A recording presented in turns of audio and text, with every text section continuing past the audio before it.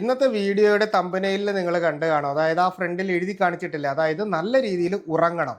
ഇതിനെപ്പറ്റി ആഗ്രഹിക്കാത്ത ഒരാൾ പോലും നമ്മുടെ നാട്ടിൽ കാണത്തില്ല. കാര്യം എന്താണ്? ഒരു മനുഷ്യനെ സംബന്ധിച്ച് അവൻ്റെ ബേസിക് നീഡ്, നമ്മൾ പലരും പറയും പൈസ നമുക്ക് അമിതമായിട്ട് വേണമെന്നൊക്കെ പറയും. സത്യത്തിൽ ഇതൊക്കെ ഉണ്ടെങ്കിലും നന്നായിട്ട് ഒന്ന് കിടന്നുറങ്ങാൻ സാധിച്ചില്ലെങ്കിലുള്ള നമ്മുടെ ബുദ്ധിമുട്ടിനെ പറ്റി നമ്മളിൽ എത്ര പേര് ചിന്തിച്ചു കാണും? ഇത് അനുഭവിക്കുന്ന ഒരാൾക്ക് മാത്രമായിരിക്കും ഈ പറയുന്ന പ്രശ്നം എന്താണ് ഞാൻ ഈ പറയുന്നത് എക്സ്പീരിയൻസ് ചെയ്യാനായിട്ട് പറ്റും. അപ്പോൾ ഇതുകൊണ്ട് തന്നെ ഇന്നത്തെ എപ്പിസോഡിൽ ഞാൻ നിങ്ങളോട് പറയുന്നത്, നമുക്ക് നല്ല രീതിയിൽ ഉറങ്ങുന്നതിന് വേണ്ടി നമ്മൾ എന്താണ് ചെയ്യേണ്ടത്. പലപ്പോഴും മരുന്നുകൾ കഴിക്കുക എന്ന് പലരും പറയാറുണ്ട്. സ്ലീപ്പിംഗ് പിൽസ് നമുക്ക് കഴിക്കാം, വളരെ എഫക്റ്റീവായിട്ട് ഉറങ്ങാൻ പറ്റും. പക്ഷേ നമുക്ക് മാനസികമായൊരു സന്തോഷം കൂടി വേണ്ടേ? മരുന്ന് കഴിച്ചുറങ്ങുന്നതിനേക്കാളും സാധാരണ മറ്റൊരാൾ ഒന്നും കഴിക്കാതെ ഉറങ്ങുന്നത് പോലെ നമുക്ക് ഉറങ്ങാൻ പറ്റിയിരുന്നെങ്കിൽ എന്ന് ആഗ്രഹിക്കില്ല. അപ്പോൾ ഇതിനു വേണ്ടിയ കുറച്ച് ടിപ്സ് ആണെന്ന് പറഞ്ഞു തരുന്നത്. നിങ്ങൾക്ക് ഈ പറയുന്ന ശീലങ്ങൾ ഉണ്ടെങ്കിൽ ഒഴിവാക്കുക. ഒപ്പം ഞാൻ പറയുന്ന കാര്യങ്ങൾ കൂടി ചെയ്തു കഴിഞ്ഞാൽ നിങ്ങൾക്ക് ഈ പറയുന്ന പ്രശ്നം നല്ല രീതിയിൽ കുറയ്ക്കാനും പറ്റും. അതായത് നന്നായിട്ട് ഉറങ്ങാനും സാധിക്കും. അപ്പോൾ ബേസിക്കലി നമ്മൾ അറിയാനുള്ളൊരു കാര്യം എന്ന് പറഞ്ഞാൽ, നമ്മൾ കിടക്കുന്ന റൂം, നിങ്ങളിപ്പോൾ ഇന്ന് നിങ്ങൾക്ക് ഈ പ്രശ്നം ഉണ്ടെങ്കിൽ ആദ്യം അനലൈസ് ചെയ്യാനുള്ളത് ഇതാണ്. നിങ്ങളുടെ റൂമിലേക്ക് പോവുക, നിങ്ങളുടെ റൂം ഒന്ന് നോക്കുക. നോക്കുമ്പോൾ ആ റൂം നീറ്റ് ആണോ? ഒരു പ്ലസന്റ് അറ്റ്മോസ്ഫിയർ ക്രിയേറ്റ് ചെയ്യാനുള്ള ഒരു രീതി നിങ്ങളുടെ റൂമിലുണ്ടോ?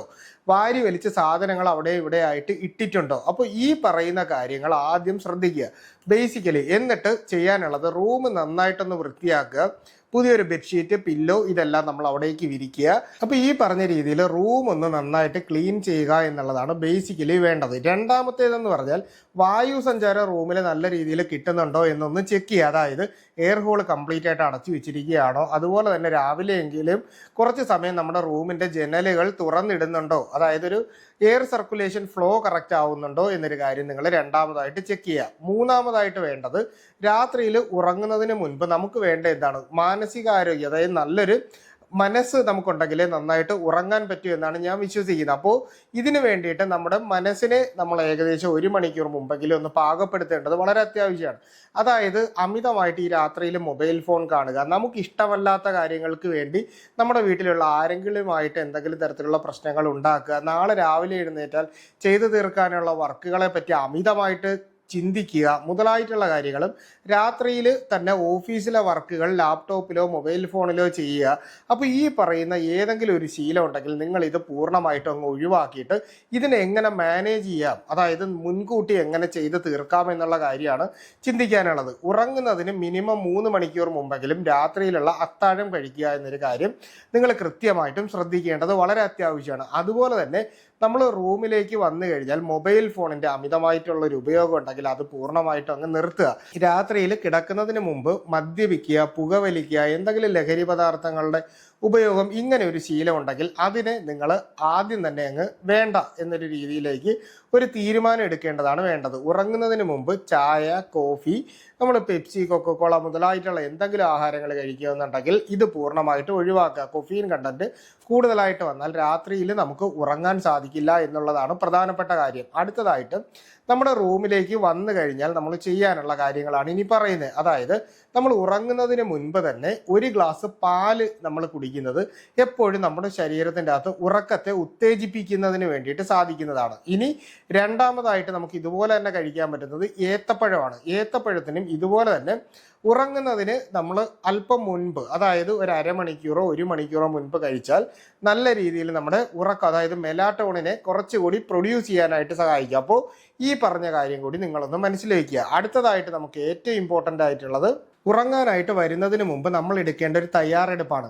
ഒന്നുകിൽ നമ്മൾ ശരീരം ഒന്ന് കഴുകിയിട്ട് കിടക്കുന്ന രീതിയിൽ, രാത്രിയിൽ തല കുളിച്ച് മറ്റസുഖങ്ങളൊന്നും വരുത്തണ്ട, അപ്പോൾ ഒന്ന് ദേഹം കഴുകുക. ഇല്ലെങ്കിൽ നമ്മുടെ മുഖവും കൈകാലുകളും വൃത്തിയായിട്ട് കഴുകിയതിന് ശേഷം നമ്മൾ റൂമിലേക്ക് വരിക. വന്നു കഴിഞ്ഞാൽ ചെയ്യാനുള്ളത്, നമ്മുടെ ബോഡിക്ക് ഒരു പേഴ്സണൽ കെയർ, അല്ലെങ്കിൽ നിങ്ങൾ നിങ്ങളെ തന്നെ ശ്രദ്ധിക്കുന്നുണ്ട് എന്നുള്ളതിനുള്ള ഒരു തെളിവായിട്ട് നമ്മുടെ മുഖമൊക്കെ ഒന്ന് ക്ലീൻ ചെയ്ത് അത്യാവശ്യം ഒന്ന് വൃത്തിയായിട്ട് ഉറങ്ങാൻ പറ്റുന്നത് പോലെ ലൂസായിട്ടുള്ള ഡ്രസ്സുകളൊക്കെ ഇട്ടതിന് ശേഷം നമ്മൾ റൂമിലേക്ക് വന്ന് നമ്മുടെ ബെഡിലേക്ക് ഇരുന്ന് കഴിഞ്ഞാൽ അത്യാവശ്യം ഒന്ന് യോഗ മെഡിറ്റേഷൻ പോലെ, നമുക്കിപ്പോൾ പ്രാണായാമം നേരത്തെ തന്നെ വീഡിയോസിൽ ഞാൻ പറഞ്ഞിട്ടുണ്ട്, ഇല്ലെങ്കിൽ നിങ്ങൾക്ക് യൂട്യൂബിൽ നോക്കാം. അപ്പോൾ അത്തരത്തിൽ പ്രാണായാമ പോലെയുള്ള ബ്രീത്തിങ് എക്സർസൈസുകൾ ചെയ്യാം. ഇനി അല്ല എന്നുണ്ടെങ്കിൽ നിങ്ങൾക്ക് ഇഷ്ടപ്പെടുന്ന ഏതെങ്കിലും ഒരു പുസ്തകം വായിക്കുന്നത് പതിവായിട്ട് കൊണ്ടുവരിക. അതുപോലെ തന്നെ നമുക്ക് അല്ലെങ്കിൽ ഇഷ്ടപ്പെട്ട ഏതെങ്കിലും ഒരു സംഗീതം അല്ലെങ്കിൽ ഒരു മ്യൂസിക് കേൾക്കുന്നത് നിങ്ങളൊരു പതിവായിട്ടുള്ള ഒരു ശീലമാക്കി മാറ്റുക. ഒപ്പം തന്നെ നമ്മൾ കിടക്കുമ്പോൾ ശ്രദ്ധിക്കാനുള്ളത്, നമുക്ക് വലതുവശത്തേക്കോ ഇടതുവശത്തേക്കോ തിരിഞ്ഞു കിടക്കാം. ഇതിൻ്റെ അകത്ത് സത്യത്തിൽ ഒരു മാൻഡേറ്ററി ആയിട്ട് ഇന്ന സൈഡിലേക്ക് കിടക്കണം എന്നൊരു നിർബന്ധമില്ല. പരമാവധി മലർന്ന് കിടക്കുന്നത് ഒഴിവാക്കാനായിട്ട് ശ്രമിക്കുക. പക്ഷേ ഏത് സൈഡിൽ കിടക്കുമ്പോഴും നിങ്ങൾക്ക് അസിഡിറ്റി, പുളിച്ചതകട്ടൽ മുതലായിട്ടുള്ള പ്രശ്നങ്ങളുണ്ടെങ്കിൽ നിങ്ങൾ ഇടത് സൈഡിലേക്ക് തിരിഞ്ഞു കിടക്കുവാണെങ്കിൽ അസിഡിക് റിഫ്ലക്സ് കൂടുതലായിട്ട് വരത്തില്ല. ഇനി ഹൃദയ സംബന്ധമായിട്ടുള്ള പ്രശ്നങ്ങളോ അങ്ങനെയുള്ള കാര്യങ്ങളുണ്ടെങ്കിൽ നമ്മൾ പരമാവധി വലത് സൈഡിലേക്ക് തിരിഞ്ഞു കിടക്കുമ്പോൾ ഹൃദയത്തിന് ഒരു ആയാസം ഉണ്ടാവും. അതായത് ഹൃദയം കൂടുതൽ പ്രഷർ കിട്ടാത്ത രീതിയിലേക്ക് വരും. കമിഴ്ന്ന് കിടക്കുന്നതും പരമാവധി ഒഴിവാക്കാനായിട്ട് ശ്രമിക്കുക. പക്ഷേ നിങ്ങളൊരു ഹെൽത്തി ആയിട്ടുള്ള ആളാണ്, ഇത്തരത്തിലുള്ള ഒരു അസുഖവും ഇല്ലെങ്കിൽ നിങ്ങളുടെ കംഫർട്ടബിൾ ആയിട്ടുള്ള പൊസിഷൻ ഏതാണോ ആ പൊസിഷനിലേക്ക് കിടക്കാൻ വേണം നിങ്ങൾ ശ്രദ്ധിക്കാനുള്ളത്. അല്ലാതെ ഞാൻ പറയുന്ന കേട്ടൊരു പൊസിഷനിലേക്ക് കിടക്കേണ്ട ആവശ്യമില്ല. അപ്പോൾ ആ രീതിയിൽ കിടക്കുക. തലയണ നമ്മൾ ഉപയോഗിക്കുക, അതായത് പില്ലോ ഉപയോഗിക്കുമ്പോൾ അമിതമായിട്ടുള്ള പൊക്കമുള്ളതും ഒരുപാട് കട്ടിയുള്ളതുമായിട്ടുള്ള പില്ലോ ഉപയോഗിക്കാതെ അത്യാവശ്യം സോഫ്റ്റ് ആയിട്ടുള്ള നമ്മുടെ കഴുത്തിന് പാകമാകുന്ന രീതിയിലുള്ള ഒരു തലയണ വേണം നമ്മൾ ഉപയോഗിക്കാനുള്ളത്. അപ്പോൾ ഈ രീതിയിൽ അത്യാവശ്യം റൂമിലെ ടെമ്പറേച്ചർ കൺട്രോൾ ചെയ്യുന്നതിന് വേണ്ടി ഫാനോ എ സിയോ, നിങ്ങളുടെ ഇഷ്ടം എന്താണ്, രോഗങ്ങളൊന്നും ഇല്ലെങ്കിൽ എ സിയോ ഫാനോ യൂസ് ചെയ്യുന്നതുകൊണ്ട് ഒരു തെറ്റുമില്ല. എന്നാൽ നമ്മൾ അമിതമായിട്ട് ഇതിൻ്റെ ആവശ്യമില്ല. അപ്പോൾ ആ ഒരു രീതിയിൽ ഇനി അങ്ങനെ ഒരു ബുദ്ധിമുട്ടുണ്ടെങ്കിൽ എ സി ഓൺ ചെയ്തിട്ട് അതിനുശേഷം ഓഫ് ചെയ്ത് ഒരു 10-15 മിനിറ്റ് കഴിഞ്ഞ് റൂമിലേക്ക് പോയി കഴിഞ്ഞാലും നിങ്ങൾക്ക് അത്യാവശ്യം ഒരു തണുപ്പ് കിട്ടും. അപ്പോൾ ഈ പറഞ്ഞ രീതിയിലും കൂടെ ചെയ്ത് കഴിഞ്ഞാൽ അത്യാവശ്യം നന്നായിട്ട് ഉറങ്ങാനായിട്ട് പറ്റും. അതുപോലെ തന്നെ നമുക്ക് ഇനിയും ഇതിൻ്റെ അകത്ത് ബുദ്ധിമുട്ടുണ്ട്, നാച്ചുറലായിട്ട് അശ്വഗന്ധ ചൂർണം മേടിക്കാൻ കിട്ടും. അപ്പോൾ ഇതിനെ എടുത്ത് ഒരു 1/2 ടീസ്പൂൺ എടുത്ത് 1 ഗ്ലാസ് പാലിൽ മിക്സ് ചെയ്തിട്ട് രാത്രിയിൽ കഴിക്കുന്നതിന്, അതായത് ഉറങ്ങാൻ കിടക്കത്തില്ല, അതിന് 1 മണിക്കൂർ മുൻപ് കഴിച്ചിട്ട് കിടന്നാലും അത്യാവശ്യം നല്ല രീതിയിൽ നമുക്ക് ഉറങ്ങാനായിട്ട് പറ്റും. ഇനി വലിയ ചന്ദനാദി എണ്ണ വാങ്ങിയിട്ട് തലയിൽ മസാജ് ചെയ്ത് നമ്മൾ കുളിച്ച് വരില്ലേ വൈകുന്നേരം, ആ ഒരു സമയത്ത് തല മസാജ് ചെയ്ത് കുളിക്കുന്നതും നല്ല രീതിയിൽ ഉറക്കം കിട്ടുന്നതിന് സഹായിക്കുന്നതാണ്. അപ്പോൾ ഈ പറഞ്ഞ രീതിയിൽ ഒരു ചേഞ്ച് നിങ്ങളുടെ ലൈഫ് സ്റ്റൈലിൽ കൊണ്ടുവന്നാൽ തന്നെ നന്നായിട്ട് നമുക്ക് ഉറങ്ങാനായിട്ട് സാധിക്കും എന്നുകൂടി പറയുകയാണ്. എന്തെങ്കിലും സംശയങ്ങളുണ്ടെങ്കിൽ കമൻ്റായിട്ട് ചോദിക്കുക, കൃത്യമായിട്ടുള്ള റിപ്ലൈ നിങ്ങൾക്ക് കിട്ടുന്നതായിരിക്കും. അപ്പോൾ ഇത്തരത്തിലുള്ള പുതിയ പുതിയ അറിവുകളായിട്ട് നമുക്ക് വീണ്ടും മറ്റൊരു അവസരത്തിൽ കണ്ടുമുട്ടാം. അതുവരെ എല്ലാവർക്കും ഗുഡ് ബൈ.